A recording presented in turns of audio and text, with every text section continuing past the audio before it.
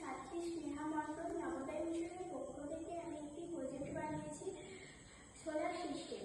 সৌরজগৎ হল সূর্য এবং তার কেন্দ্রের আবর্তনশীল জ্যোতিষ্কের একটি পরিবার। সৌরজগতের কেন্দ্রে অবস্থান করে একটি নক্ষত্র সূর্য।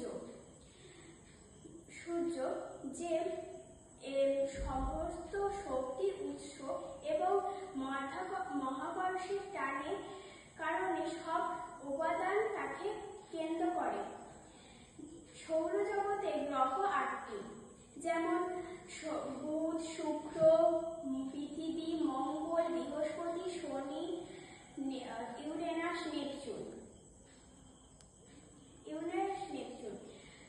বুধ হল সূর্যের সবথেকে কাছে এবং ক্ষুদ্রতম গ্রহ।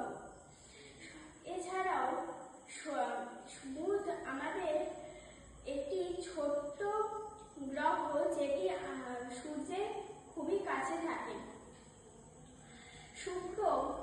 শুক্র হল উজ্জ্বল এবং উত্তপ্ত একটি গ্রহ।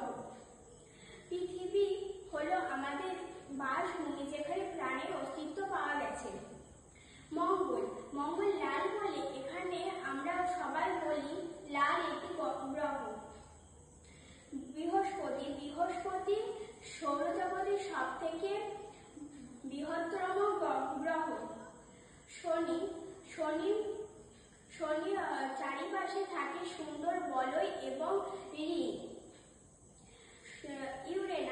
ইউরেনাস এমন একটি গ্রহ যেখানে শীতল এবং বরফ বৃত্ত রয়েছে। নেপচুন একটি নীল